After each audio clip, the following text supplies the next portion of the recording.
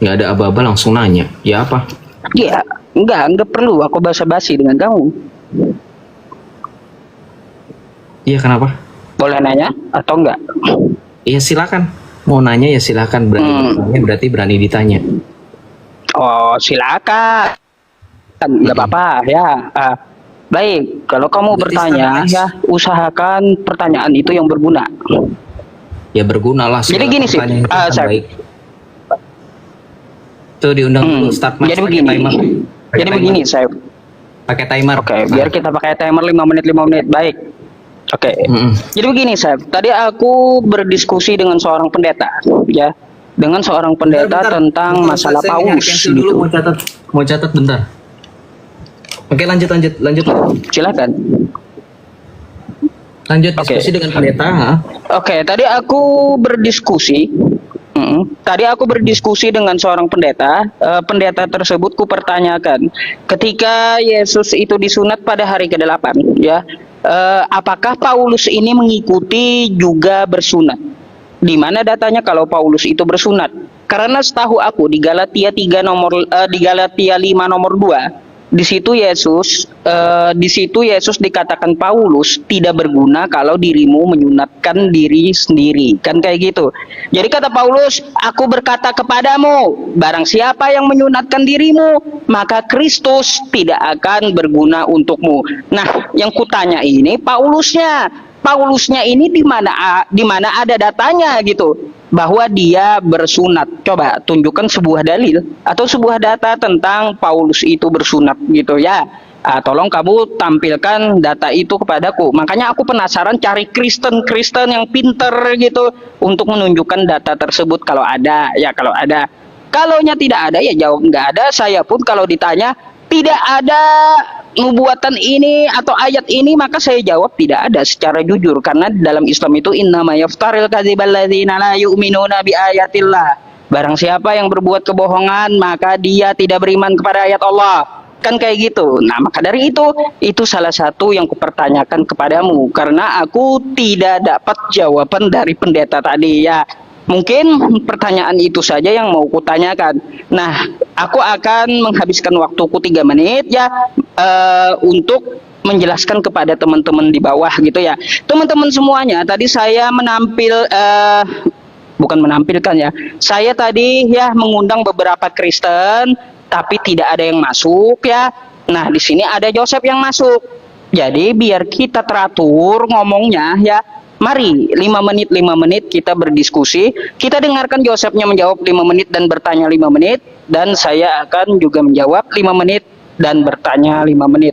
Sebagaimana kita aturannya dengan pendeta tadi ya teman-teman semuanya. Ya kalaunya untuk masalah Josephnya ke Arab-Araban, silakan Anda tanya sendiri gitu ya dengan Josephnya. Saya nggak mau mempermasalahkan pakaian masalahnya ya. Kalau pakaian itu terserah orangnya saja ya kayak gitu. Silakan untuk ditanyakan kepada Josephnya sendiri. Jadi hanya itu saja pertanyaanku tentang masalah Paulus dulu. Karena tadi tema yang nasi dengan pendeta tadi adalah Paulus dan Nabi Muhammad Shallallahu Alaihi Wasallam. Mungkin aku mau dengar juga ya tema dari kamu apa, terus kamu mau bahas apa ya. Nanti mungkin insya Allah ku catat, karena aku juga sudah menyediakan buku dan pulpen atas premingan atau syubhat yang datang kepada umat Islam. Maka dari itu insya Allah ya teman-teman semuanya, kita akan menjawab seluruh apa yang dipertanyakan terhadap agama Islamnya. Nah, maka dari itu ya saya berharap kepada Anda bisa menyimak sampai selesai ya, karena saya pertama kali diskusi dengan Joseph. Jujur teman-teman, sebenarnya ini kedua kali ya. Dulu pernah saya naik juga ke tempat Joseph, tapi ketika saya menampilkan sebuah data bahwa Paulus ada di neraka. Ya, pada saat itu saya tampilkan sama Joseph, Paulus ada di neraka. Paulus adalah salah satu penghuni neraka dari 7 penghuni neraka. Siapa aja dia? Setelah Namrud, setelah Jalut, setelah Korun, ya setelah Fir'aun. Lalu di situ dikatakan juga Paulus. Nah, itu Joseph lihat sendiri datanya dulu ya. Saya tidak mengada-ada tentang masalah data itu. Tapi ya saya akui itu, Sep ya, itu adalah data Syiah yang kubawa karena kamu saat itu tidak ada batasan. Ya, Tidak ada batasan ulama yang mempermasalahkan Paulus mana? Kan kata kamu kayak gitu. Lain halnya kamu membatasi dari ulama aswaja saja. Kan kayak gitu. Tapi itu tidak ada batasan dari Josephnya, maka bebas saya bawakan gitu ya. Saya harap malam ini kita diskusi dengan baik gitu ya, no hujat, no lapor. Ya mungkin itu saja yang ku sampaikan kepada Joseph. Kita tunggu pertanyaannya gitu ya. Dan kita tunggu juga jawabannya. Oke teman-teman.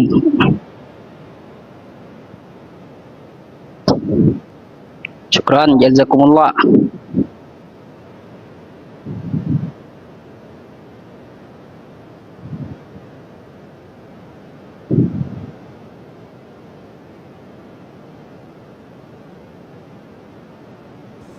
Bentar, aku kirim dulu ini. Iya, waktunya aku kirim dulu sama kamu. Biar aku tutup mic. Oke. Bismillah, boleh Rohil Qudus al-ilahi wahid. May the Blessed Virgin Mary and the Archangel Saint Michael be rebuked on this person. But ya, kita akan lanjut ya. Saya catat beberapa poin. Yang pertama dulu, pendeta. Tadi kamu diskusi sama pendeta, disunat hari ke-8. Paulus disunat gak, dalilnya di mana? Oke. Saya kasih gambaran dulu ya. Saya orang Katolik. Alkitab disertai dengan tradisi suci. Itu harusnya kamu tahu kalau kamu mau kritisi dengan Katolik ya. Biar bisa lebih tercerahkan, biar kamu bisa mempertanggungjawabkan title kamu sebagai ustadz yang katanya undebatable ya, yang nggak bisa didebat, yang nggak ada yang mengalahkan. Supaya kamu tahu Katolik itu mempunyai 3 pilar. Tradisi suci, Alkitab suci, dan magisterium gereja. Nah, yang saya kasih gambaran. Jadi saya nggak soal skriptur, apalagi sama seperti kamu soal Quran. Kalau kamu nanya di mana dalil Paulus bersunat, baca Filipi 3 ayat 5. Kita baca perikop kebenaran yang sejati, surat Rasul Paulus kepada jemaat di Filipi, Filipi bab 3. Akhirnya, saudara-saudaraku, bersukacitalah dalam Tuhan, menuliskan hal ini lagi kepadamu tidaklah berat bagiku. Ini kata Paulus. Kemudian baca, katanya bisa baca Alkitab. Bukan nggak pernah ada, kamu nggak pernah tahu. Di dalam Alkitab tertulis Rasul Paulus menyebutkan dirinya disunat ayat ke-5. Jika orang lain menyangka dapat mengandalkan hal lahiriah, aku, kata Paulus lebih lagi, disunat pada hari ke-8 dari bangsa Israel, dari suku Benyamin, orang Ibrani asli, tentang pendirian terhadap hukum Taurat, aku orang Farisi. Paulus disunat. Kata siapa nggak disunat? Joseph tentuin topiknya mau bahas apa? Nggak apa-apa, nggak usah lari. Bahas Muhammad. Muhammad sunat di mana dalilnya? Saya kasih tanya sama kamu, Muhammad dalilnya di mana? Kamu cari Al-Quran atau hadis, saya tunggu kamu. Karena di hadis sahih manapun tidak pernah ada Muhammad disunat. Kamu mau lari di mana? Di hadis Rasulullah disunat pada saat dia dilahirkan, sudah di dalam keadaan dikhitan. Ingat, itu hadis yang justru membuat nabimu itu terkena istilah medis hipospadia, cacat dalam lahir. Dan itu tidak pernah disahihkan oleh para ulama. Saya akan bawa data itu nanti kalau kamu bawa data. Saya kasih tahu aja, sudah saya wanti-wanti ya. Kemudian, ketika kamu bawa Galatia 5 ayat 2, ketika kamu disunat, Kristus tidak berguna menjadi dirimu. Kamu harus tahu, Rasul Paulus itu menuliskan surat, itu supaya dipahami latar belakang kenapa dia menuliskan itu. Supaya jangan ada yang membanggakan ketika disunat, sudah pasti selamat kayak Islam. Sunat itu bukan jaminan keselamatan, maka sunat diubah, digenapi dengan baptisan. Siapa yang mengubah? Bukan Paulus. Paulus mulu loh. Para rasul dalam kisah para rasul 15 ayat 1 sampai dengan 7. Ketika ada orang-orang Farisi yang menjadi percaya, orang-orang Yahudi menjadi percaya, mereka mengatakan orang-orang bukan Yahudi yang menjadi pengikut Kristus, mereka juga harus menuruti hukum Musa, maka mereka harus disunat. Apa kata para rasul? Termasuk Petrus, termasuk Yakobus, termasuk Paulus, termasuk Barnabas, maka bersidanglah mereka. Inilah yang dimaksud dengan konsili Yerusalem yang tidak pernah ada di Islam. Makanya terpecah 73 golongan yang lu nggak mampu mau bahas itu. Ya, sehingga pada saat itu para rasul bersidang, sehingga berdirilah Petrus yang berkata, saudara-saudara, sejak semula Allah telah berbicara kepada kamu dengan perantaranku, supaya dengan mulutku Injil diberitakan, sehingga diputuskanlah bahwa sunat bukanlah menjadi hal yang paling utama dalam keselamatan, sehingga orang-orang bukan Yahudi tidak wajib disunat. Tidak wajib loh ya, bukan berarti tidak boleh, silahkan, tetapi jangan sampai menganggap sunat itu sebagai bagian dari jaminan keselamatan. Hanya melalui sakramentan pembaptisan, sunat secara rohani yang ditekan oleh Rasul Paulus. Now, kamu tadi menyatakan bahwa iya sih dulu saya 2 kali diskusi sama Joseph, nggak membatasi ulama Syiah, nggak tahu malu Islam. Ustadz Yusuf PI, man tasyabbaha biqaumin fahuwa minhum. Nabimu bersabda demikian, barang siapa menyerupai suatu kaum maka kamu termasuk bagian dari kaum tersebut. Syiah Islam bukan stat. Syiah Islam bukan Islam. Ayo jujur, Syiah Islam bukan. Kata kalian Syiah bukan Islam, tapi ustadz kalian dengan gak tahu malu pakai datanya Syiah. Berarti ketika dia memakai data Syiah, bertasyabuh. Bantah itu. Saya balikan lagi ya, tadi kan udah terjawab tuh Filipi 3 ayat 5, semoga dicatat ya. Tadi katanya dicatat, saya akan ambil pulpen, saya akan catat framing Joseph. Mana dicatat juga enggak, ntar jadi red hearing pasti. Nggak dicatat tuh. Ya, saya sudah catat tadi. Saya tanya balik, di mana dalil Muhammad Sunat, entah di Al-Quran atau di hadis, silahkan. Yang kedua, saya tanya, dalil yang benar-benar menyatakan Paulus itu di neraka, ditampilkan lagi sekarang, terserah. Saya nggak mau permasalahkan itu dari Syiah, tapi saya mau supaya kita semua membaca di sini. Silahkan ya. Hanya dua. Di mana Rasulullah, nabimu itu yang katanya Muhammad itu disunat, dalilnya di mana? Yang terakhir saya minta data yang dulu katanya kamu bawa itu ditampilkan lagi. Ya, supaya kita bisa nilai. Ya, nonton mulai banyak nih ya, pertanggungjawaban. Ya, mana pulpennya? Bohong nih. Katanya berdusta itu.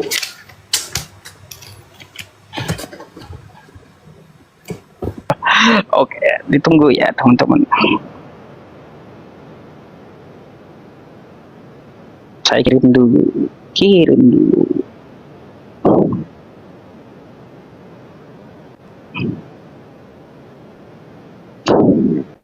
Baik.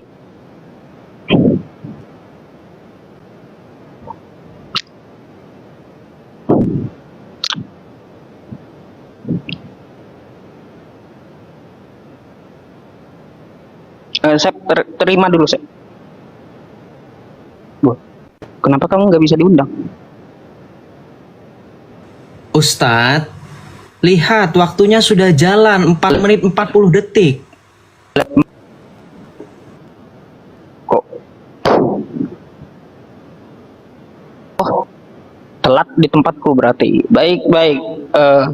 Baik, di sini ada agak ngelak ya teman-teman. Makanya saya minta berapa kali, kok kenapa nggak dipencet gitu. Baik, nggak apa-apa. Kalau patah-patah, semoga saja suara yang saya tampilkan itu jelas ya. Jadi saya mau tanggapi dulu ya teman-teman tentang masalah man tasyabbaha biqaumin fahuwa minhum. Barang siapa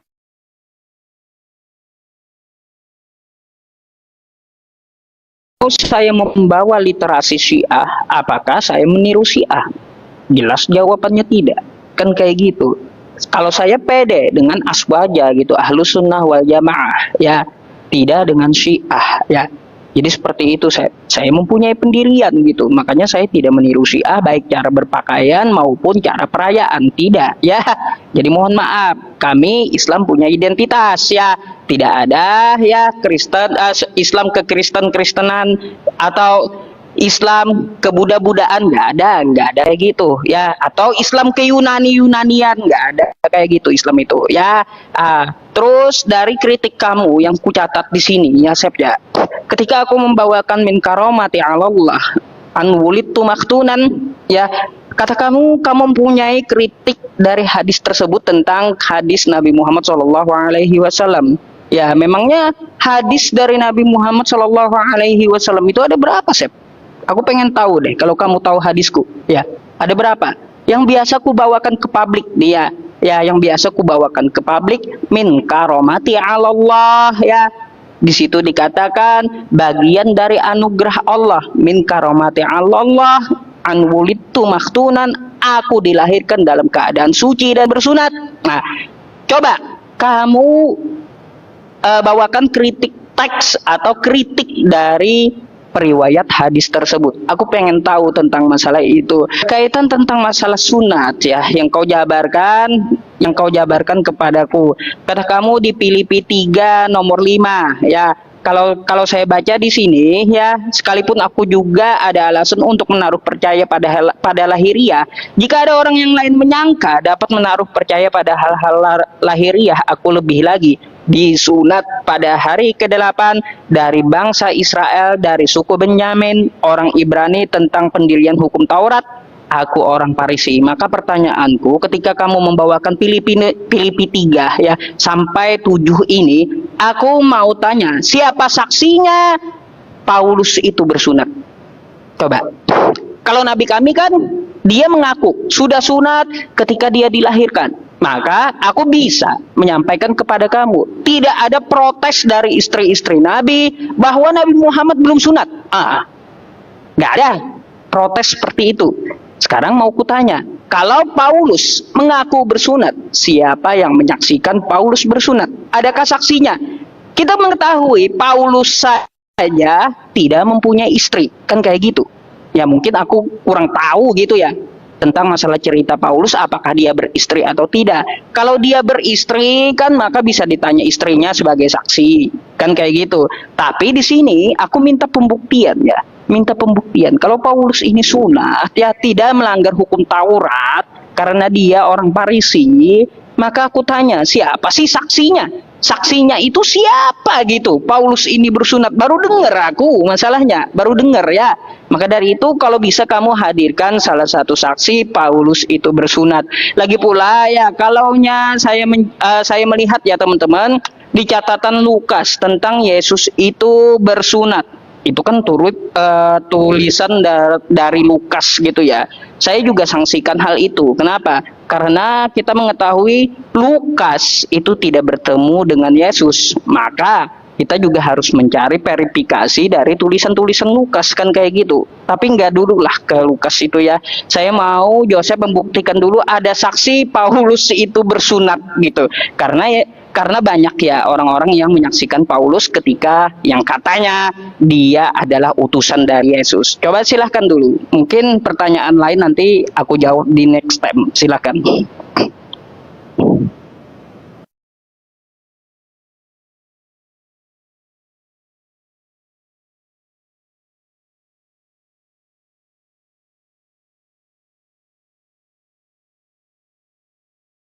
Kena report dia, gue bukan yang ini ya, untung gue SS, untuk keburu gue SS, kena report dia. Kena report dia. Bukan gue ya, gue gak ada urusan lu ya, lu Islam masih aja nih. Mana itu nggak kelihatan lagi. Gimana caranya guys biar kelihatan ini? Kena report dia. Koplak, aduh seru banget. Itu poin-poin dia tuh ya. Nih baca nih. Yusuf PI live was discontinued due to hate speech and hateful behavior. Ya. Nih. Tuh, bukan gua yang kabur, yang tiba-tiba enggak, gua juga kaget tiba-tiba udahan. Tuh. Nih, gue SS. Nah, muka gua lagi komok tuh, lagi bingung tuh tiba-tiba udahan. Saya mau bantah, tapi nanti lah, jangan nanti spoiler. Gue ada bantahannya ketika nih Islam, lu rekam yang bagian ini, lu kasih wanti-wanti sama si Ucup ya. Gue kasih wanti-wanti nih. Sekarang kita bahas ketika dia mempertanyakan di awal mula, dia ngakunya diskusi sama pendeta terus nggak ada yang jawab, nyari Kristen yang pinter katanya kan, nggak ada, belum nemu jawaban. Paulus disunat katanya, mengaku dirinya disunat. Ketemu langsung Filipi 3 ayat 5. Udah ada di situ. Biasa teman-teman Islam lompat ya, udah kejawab nih, pusing otaknya puyeng, aduh ternyata saya nggak baca Bible, ternyata ada tuh Paulus ngaku dia sunat, ternyata tertulis sendiri dia bersunat, dia orang Yahudi, orang Ibrani asli. Dia cari-cari kesalahan lain. Saya minta saksinya. Teman-teman sadar nggak, Alkitab itu tidak mencatat keseluruhan kisah hidup Paulus. Keselamatan kita tidak bergantung pada Paulus, Petrus, Yakobus, Yohanes, nggak bergantung. Paham nggak teman-teman yang Kristen? Paham nggak yang Islam? Hello. Orang Alkitab itu berbicara karya keselamatan Allah melalui Tuhan Yesus. Kok malah ngobongin kesaksian Paulus? Orang Alkitab justru kesaksian tentang Yesus, apa hubungannya kesaksian Paulus? Apa hubungannya kesaksian Yohanes? Mau Yohanes orang kah? Alkitab itu kesaksian tentang Yesus. Baca 1 Yohanes 1 ayat 1, mari kita baca. Yohanes menuliskan kepada kita semua bahwa Alkitab adalah kesaksian tentang firman yang hidup, bukan tentang Paulus, bukan tentang Yudas, bukan tentang Yakobus, bukan tentang Petrus. Paham? Itu saja sudah salah. Itu saja sudah pemahaman yang sangat ngawur. Itu tidak akademis namanya. Itu tidak memahami bagaimana pola pikir lawan berbicara. Saya sekalipun bermusuhan dengan kalian orang Islam, saya tidak mungkin mempunyai level. Mungkin nanya, mana ada kisah Al-Quran di mana Muhammad dari lahir sampai dengan gede tertulis dalam Al-Quran? Pasti kalian ngetawain saya kan? Bilang saya bodoh, bilang saya tolol. Kenapa? Karena Al-Quran bukan tentang biografinya Nabi kalian. Betul nggak?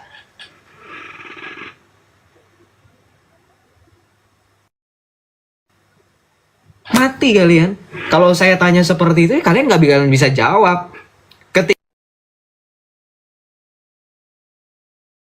Ketika ada suatu nyanyian syair, Abdullah bundanya, Abdul Muthalib kakeknya, Abu Thalib pamannya, Khadijah istri setia, dan seterusnya. Syair itu adanya di Al-Quran atau di hadis, di kisah. Mati lo kalau gue suruh sebutin dalilnya di mana Al-Quran menyebutkan syair seperti itu. Saya nggak serendah ustadz kalian. Mengerti? Itu saja sudah ketahuan pola pikir dan otak dia itu sangat rendah. Ya. Bagaimana mungkin ada kisah tentang Paulus? Wong Alkitab mencatat kesaksian dari para rasul dari mulai Petrus, Yohanes, Yakobus, ya, termasuk Paulus menuliskan surat pastoralnya kepada Galatia, Roma, Filipi, Efesus, Kolose. Itu tentang Yesus, bukan tentang dirinya sendiri. Itu hanya latar belakang untuk menceritakan bahwa akulah Paulus yang telah diutus, hanya sebatas itu. Selebihnya ya tidak penting. Oke, kita fokus. Surat Yohanes yang pertama, kita baca. Nih. Surat Yohanes yang pertama, bab pertama, ayat yang pertama sampai dengan 4. Simak baik-baik. Apa yang ada sejak semula, yang telah kami dengar, yang telah kami lihat dengan mata kami, yang telah kami saksikan dan yang kami raba dengan tangan kami tentang firman hidup, itulah yang kami tuliskan. Jadi tentang siapa tentang siapa? Penulisan ini tentang siapa? Tentang firman hidup yang telah dilihat, telah diraba, telah disaksikan. Bukan tentang Paulus, bukan tentang Petrus, tentang firman yang hidup. Baca ayat kedua. Hidup itu telah dinyatakan dan kami telah melihatnya. Sekarang kami bersaksi dan memberitakan kepada kamu tentang hidup